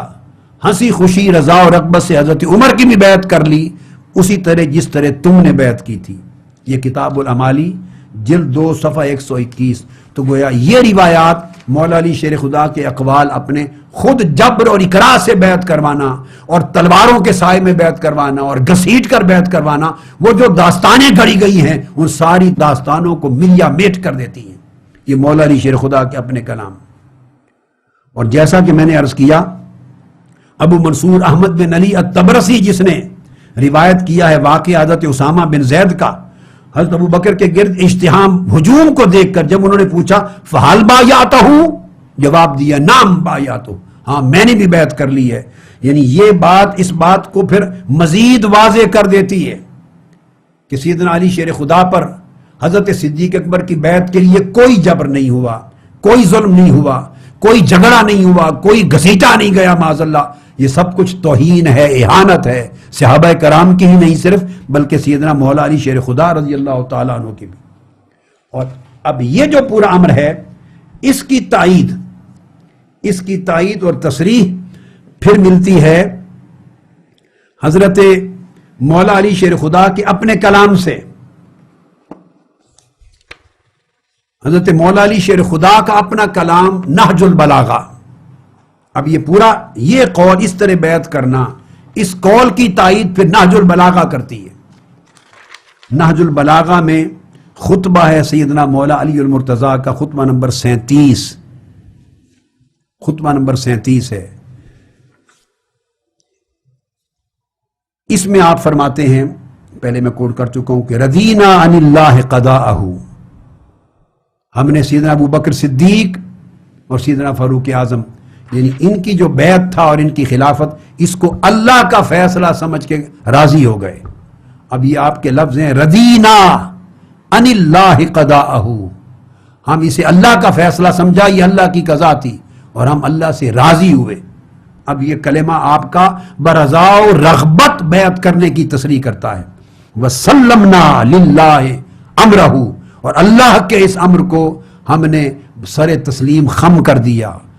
خوشی سے خوشنودی سے اس کو تسلیم کیا. اور جن لوگوں کا خیال تھا کہ شاید مولا علی شیر خدا کے حق میں کوئی وصیت خلافت تھی، وصیت امامت تھی اور آپ سے معاذ اللہ خلافت چھینی گئی، اس کے جواب میں آپ نے ان کے قول کو رد کرتے ہوئے فرمایا اترانی اکذب علی رسول اللہ صلی اللہ علیہ وآلہ وسلم،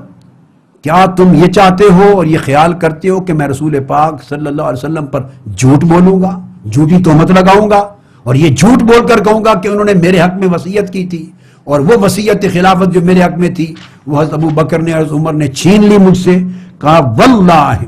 لانا اول من صدقہ فلا اکون اول من کذب علیہ، خدا کی قسم میں علی وہ شخص ہوں جنہوں نے پہلے دن مصطفیٰ کی نبوت و رسالت کی تصدیق کی تھی، تو تصدیق کر کے میں ان پر جھوٹ بولنے والا کیسے بن سکتا ہوں؟ تم مجھ سے بیعت کا پوچھتے ہو کہ میں نے ابو بکر صدیق، عمر فاروق اور عثمان غنی ان کے ہاتھوں پر بیعت خلافت کب کیوں کی، کیا سمجھ کے کی؟ فرمایا فنظرت فی امری، جب سیدنا صدیق اکبر کی بیعت کا وقت آیا تو میں نے غور کیا امر خلافت میں، اپنے استحقاق میں اور اپنے معاملے میں غور کیا اور میں اس نتیجے پر پہنچا فَإِذَا طَاعَتِي قَدْ سَبَقَتْ بَيْعَتِي، اور میں اس نتیجے پر پہنچا کہ اس وقت میری بیعت کا وقت نہیں ہے بلکہ دوسرے کی بیعت کر کے اس خلیفہ کی اطاعت کا وقت ہے. یعنی میرا اطاعت کرنا ابھی سبقت لے گیا ہے بیعت لینے سے. وَإِذَا الْمِيثَاقُ فِي عُنُقِي لِغَيْرِي، اور میرے گلے میں اس وقت جو عہد باندھا گیا ہے، جو ذمہ داری سونپی گئی ہے اور مجھ سے وعدہ لیا تھا حضور علیہ الصلوۃ والسلام نے یا اجماع امت نے جو ابو بکر صدیق کی بیعت کے ساتھ ہوا ہے، اس میثاق کا میں بھی پابند ہوں کہ اسی طرح بیعت کروں جیسے امر ہوا تھا. اب میں نے اس واقعہ کی پوری شرح آپ کو شرح نہج البلاغہ سے دے دی تھی، شرح ابن میثم البحرانی کی پوری شرح پڑھ کے سنا دی تھی اس مقام پر، ابن حدید کی شرح حدیدی سنا دی تھی، علی نقی فیض الاسلام کی شرح اس واقعہ کے اوپر پڑھ کے سنا دی تھی کہ مولا علی شیر خدا کی یہ جو بیان ہے، اس بیان کا مفہوم تمام علماء جو شارحین نہج البلاغہ وہ یہ بیان کرتے ہیں. تو مولا علی شیر خدا کا یہ جو کلام ہے، یہ کلام اس اصول کی تصریح کرتا ہے، اس اصول کی وضاحت کرتا ہے اور اس کی تائید کرتا ہے. اور یہ تصور کہ معاذ اللہ جو بیعت کی مولا علی شیر خدا نے جن حالات میں، یہ کہنا کہ دل سے اس بیعت پہ راضی نہیں تھے، یہ مولا علی شیر خدا کے ان تمام کلمات کی تکذیب کرتا ہے. مگر میں اس کنسیپٹ کو بھی انٹرٹین کرتا ہوں اور انٹرٹین کر کے اس کو بھی انالیسس کر لیتے ہیں. یہ کہنا کہ ظاہراً دفع شر کے لیے، حکمت و مصلحت کے لیے، یا وہ قول جو نامعقول قول ہے، جبر اور ظلم کے ساتھ معاذ اللہ بیعت کر لی مگر دل سے بیعت پہ راضی نہیں تھے، یہ قول مولا علی شیر خدا کے عقیدہ کے خلاف ہے. مولا علی شیر خدا کا فرمان یہ ہے کہ دل سے کوئی مانے نہ مانے، ہاتھ میں ہاتھ دے کر بیعت کرنا ہی بیعت ہوتا ہے. یہ تہمت لگانے کے مترادف ہے کہ دل راضی نہیں تھا، دل میں کچھ اور تھا، اوپر سے بیعت کرتے تھے. جب مولا علی شیر خدا رضی اللہ تعالیٰ عنہ نے حضرت زبیر کو خطاب کیا، جب آپ کی خلافت کا وقت آیا تو تو طلحہ اور زبیر آپ کو معلوم ہے بیعت کر کے مدینہ طیبہ میں جب بعد میں کوفہ کی طرف گئے تو دونوں ایک عرصے کے لیے منحرف ہو گئے تھے، جنگ جمل کا پورا زمانہ گزرا، بعد ازاں پھر طائب ہوئے اور دوبارہ بیعت کی تجدید کی۔ اس وقت مولا علی شیر خدا نے حضرت زبیر سے بات کی اور جب پوچھا کہ تم نے تو میری بیعت کی تھی، اب منحرف کیوں ہو گئے؟ تو حضرت زبیر نے جواب دیا اس وقت اب اپنی انحراف کو سمجھے ایک جسٹیفیکیشن دینے کے لیے کہ میں نے دل سے نہیں کی تھی، اوپر سے کی تھی۔ اب یہ وہی سچویشن آ گئی جو معاذ اللہ مولا علی شیر خدا کو تہمت دی جاتی کہ دل سے نہیں کی تھی، اوپر سے کی تھی۔ اب مولا علی شیر خدا ان کو جواب دے رہے ہیں۔ آپ کا خطبہ نمبر 8 نہج البلاغہ، خطبہ نمبر 8 من کلام اللہ علیہ السلام فی دعوت زبیر انہ لم یبایع بقلبہ، عنوان ہی یہ ہے نہج البلاغہ کا، یہ ان کا کلام حضرت زبیر کے اس دعویٰ کے خلاف جو انہوں نے کہا انہ لم یبایع بقلبہ، کہ انہوں نے جو بیعت کی تھی اوپر سے کی تھی، دل سے نہیں کی تھی، ان کے اس قول کو رد کرتے ہوئے مولا علی شیر خدا نے فرمایا یزعم انہ قد بایع بیدہ ولم یبایع بقلبہ، زبیر یہ گمان کرتا ہے کہ اس نے صرف ہاتھ سے ظاہراً ہاتھ دے کر بیعت کی تھی مگر دل سے نہیں مانا تھا، دل سے بیعت نہیں کی تھی۔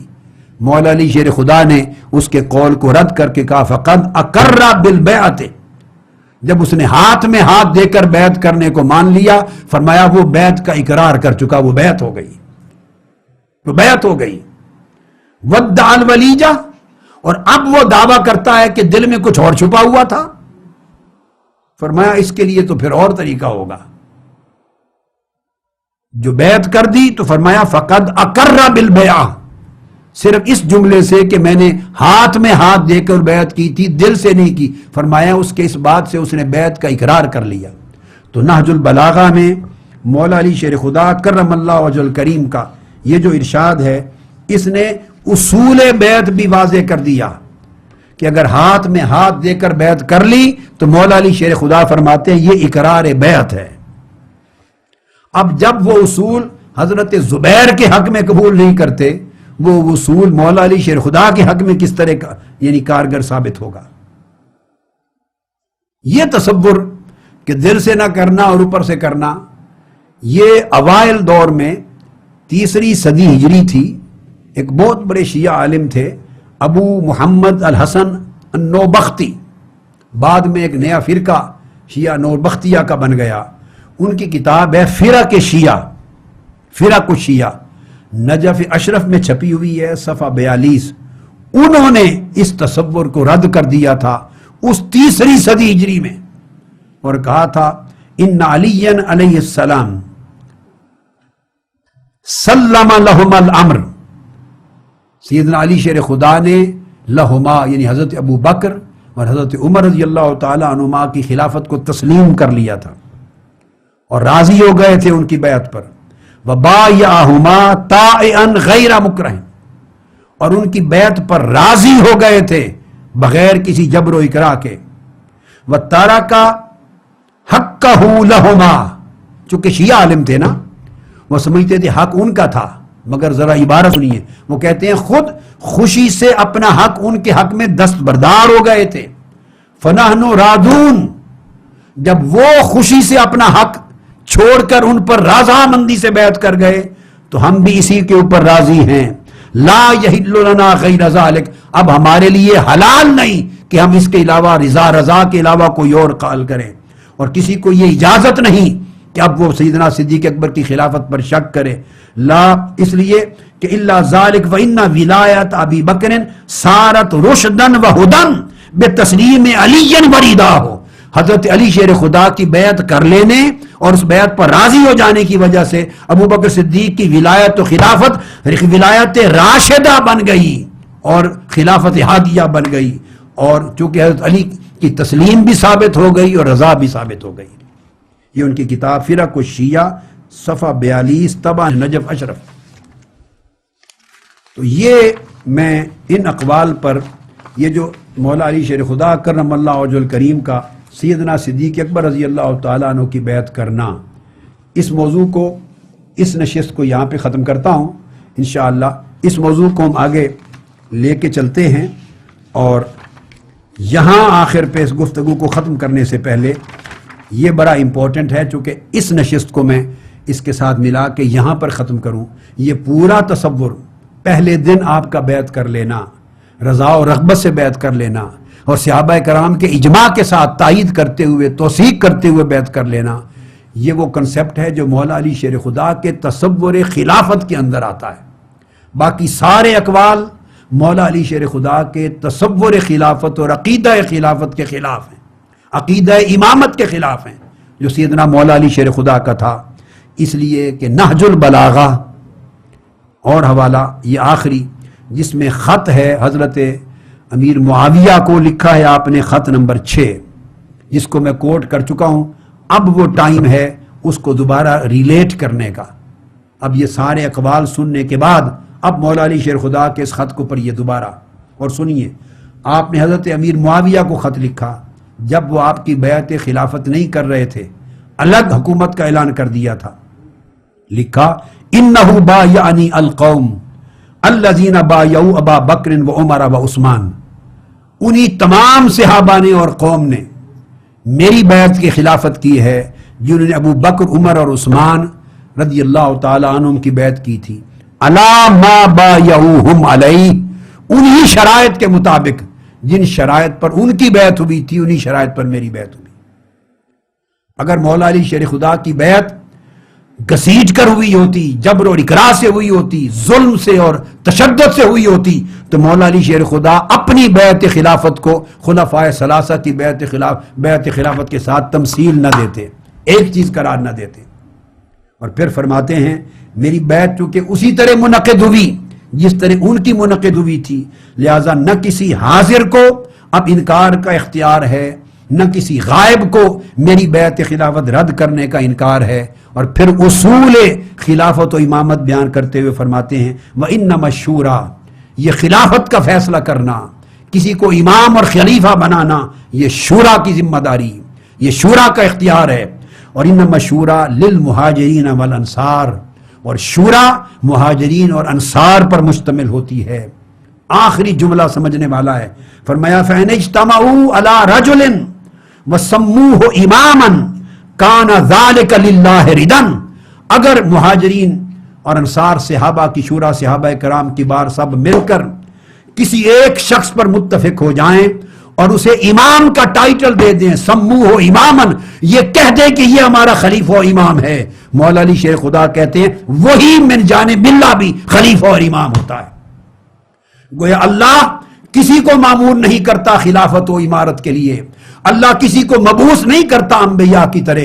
اللہ کی نص کسی کی امامت و خلافت مقرر نہیں کرتی، رسول کی وصیت کسی کے امام اور خلیفہ ہونے کی تعیین نہیں کرتی۔ یہ امر منصوص نہیں ہے، یہ امر شورائی ہے۔ صحابہ کرام کی شورا، مہاجرین و انصار